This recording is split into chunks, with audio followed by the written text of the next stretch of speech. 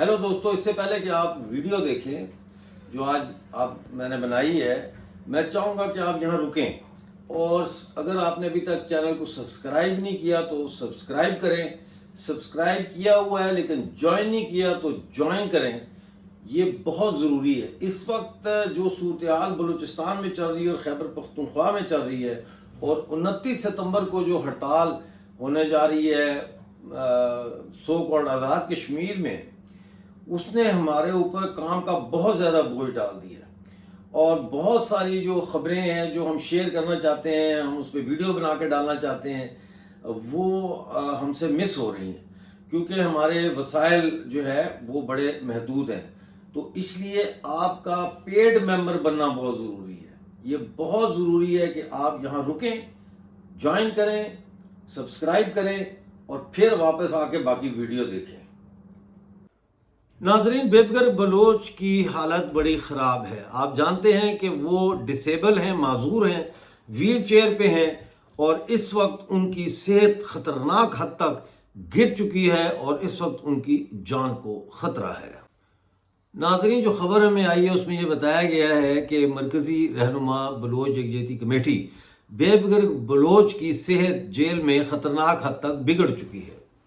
Bloch यकजहती committee ने ये ख़बर जारी की है। उन्होंने कहा है कि रहनुमा जो है बेबगर बलोच जो मुस्तकिल माजूरी का शिकार हैं, गुज़िश्ता 6 माह से गैर कानूनी तौर पर रियासती कैद में हैं। बेबगर बलोच को मुसलसल फिजियोथेरेपी और खुसूसी तिब्बी निगरानी की ज़रूरत है, मगर इन्हें ना बुनियादी तिब्बी सहूलत फराहम की जा रही है और ना ही फिजियोथेरेपी का कोई बंदोबस्त किया गया है। इस संगीन गफलत के बायस उनके पट्ठे मसल्स जो हैं वो शदीद मस्कुलर एट्रोफी का शिकार हो चुके हैं। यानी ये बीमारी होती है जिसमें आपके जो पट्ठे होते हैं, अगर फिजियोथेरेपी ना हो तो वो सिकुड़ते हैं और उससे बड़ी शदीद दर्द भी होती है।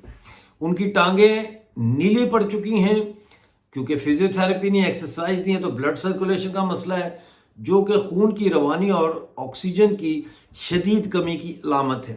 ये कैफियत इन्हें डीप वेन थ्रोम्बोसिस यानी टांगों की गहरी रगों में खून के ख़तरनाक लोथड़े बनने के शदीद ख़तरे से दो चार कर रही है। अगर फौरी इलाज ना किया गया तो ये लोथड़े फेफड़ों तक पहुँचकर पल्मोनरी एम्बोलिज्म का बायस बन सकते हैं, यानी वो क्लॉट बन जाते हैं फिर फेफड़ों में, जो अचानक होते हैं और ये जानलेवा साबित हो सकते हैं। इसके बाद बार बार कैथीटर्स, उनको पेशाब का कैथीटर लगा हुआ है, बार बार कैथेटराइज करने के सबब बेबगर बलोच ख़तरनाक इन्फेक्शन में मुब्तला हो चुके हैं, जिसके नतीजे में यूरेथ्रल स्ट्रक्चर बन चुकी है और उनका पेशाब का निज़ाम मुकम्मल तौर पर रुक चुका है। ये कैफियत इन्हें गुर्दों की नाकामी यानी रीनल फेलियर, खून में जहर यानी सेप्टिसीमिया और पूरे जिस्म के एज़ा के बंद होने के ख़तरे में डाल रही है, जो फौरी सर्जिकल मदाखलत के बग़ैर काबू में नहीं लाई जा सकती। गुज़िश्ता रोज़ डॉक्टरों ने जेल में बेबगर बलोच का मुआयना किया और फौरी ऑपरेशन की सिफारिश की। हमारी कानूनी टीम यानी BYC की कानूनी टीम ने इंसदादे दहशत गर्दी की अदालत एंटी टेररिज्म कोर्ट से बेबगर बलोच को हस्पताल मुंतकिल करने की दरख्वास्त की है, मगर अदालत मुसलसल ऐसा करने से इनकार कर रही है और पिछले 2 माह से बगैर किसी तिब्बी मुआयने के इन्हें पुलिस रिमांड पर दे रही है। कैंट थाना और बाद-ए-अज़ां CTD की तहवील में बेबगर बलोच का तिब्बी मुआयना नहीं हो सका, जिसके बायस उनकी सेहत की सूरत हाल नहायत संगीन हो चुकी है। ये कोई मामूली तिब्बी मसाइल नहीं बल्कि एक जानलेवा हंगामी सूरत हाल है। बेबगर बलोच को जेल में मजीद रखना इन्हें आहिस्ता आहिस्ता मौत के हवाले करने के मुतरादिफ है। बलोच यकजहती कमेटी ने अपील की है बैनुल अक़वामी इंसानी हुकूक़ की तंजीमों से कि फौरी तौर पर रियासत पाकिस्तान पर दबाव डालें ताकि बेबगर बलोच को फ़ौरन किसी हस्पताल में मुंतकिल करने का बंदोबस्त किया जाए और उनका इलाज शुरू किया जाए। اگر اس دوران انہوں نے کہا بیبگر بلوچ کو کسی قسم کا نقصان پہنچا تو اس کی ذمہ داری نام نہاد صوبائی حکومت، پولیس انتظامیہ اور ریاستی خفیہ اداروں پر عائد ہوگی۔ یہ ناظرین اس وقت صورتحال ہے، اور ہم ایسے لوگ جو جیلیں کاٹی ہیں، ہم جانتے ہیں کہ سب سے پہلا جو وار ہوتا ہے وہ قیدی کے اوپر اس کی خوراک کے ذریعے کیا جاتا ہے۔ اس کو خوراک کم دی جاتی ہے، گھٹیا دی جاتی ہے، جس سے وہ ضعیف اور لاغر ہو جاتا ہے۔ اس کی جسم کے اندر وہ اپنا جسم کھانا شروع کر دیتا ہے، اس کا جسم، یعنی اس کے جسم کے فیٹس، اس کے آرگنز کے اوپر جو فیٹس ہوتے ہیں وہ آہستہ آہستہ جو ہے انرجی اور جو ہے دوسری چیزوں میں تبدیل ہونا شروع ہو جاتے ہیں۔ اس کو جسم کو ضروری اجزاء کو جو ہے وہ اعضاء کو خوراک مہیا کرنے کے لیے، اور ایک ایسے شخص کے لیے جو اتنی ساری کمپلیکیشنز کا شکار ہو، اس کے لیے تو ایک ہفتہ بھی بغیر علاج کے رہنا جو ہے وہ ایک معجزے سے کم نہیں ہے۔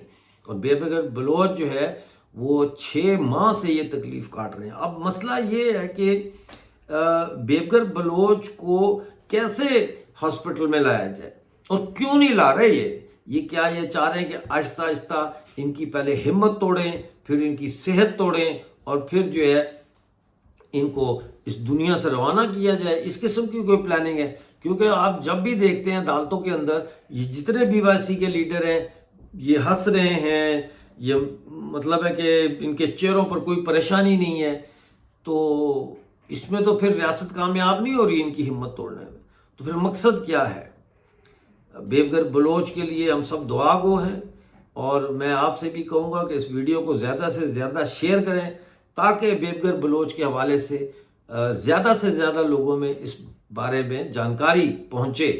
ہم امید کرتے ہیں کہ بیبگر بلوچ کو ریاست جو ہے ہسپتال میں داخل کرے گی، اور ان کو پوری طرح سے جو ہے وہ طبی امداد فراہم کرے گی۔ ان کا آپریشن ہونا ہے، وہ آپریشن بھی کیا جائے۔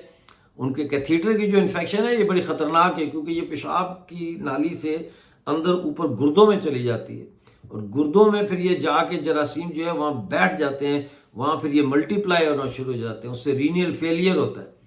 اور جیسا اس میں پلمنری تھرمبوسس کا بھی ذکر کیا گیا ہے کہ ایمبولزم ہو سکتا ہے، کلاٹ بن سکتا ہے، کیونکہ ان کی ٹانگیں آلریڈی ٹھنڈی اور نیلی ہو چکی ہیں، اس میں آکسیجن جو ہے وہ بہت کم ہے ان کی ٹانگوں میں، کیونکہ اس کی ایکسرسائز نہیں ہو رہی فزیو تھیراپی کے ذریعے۔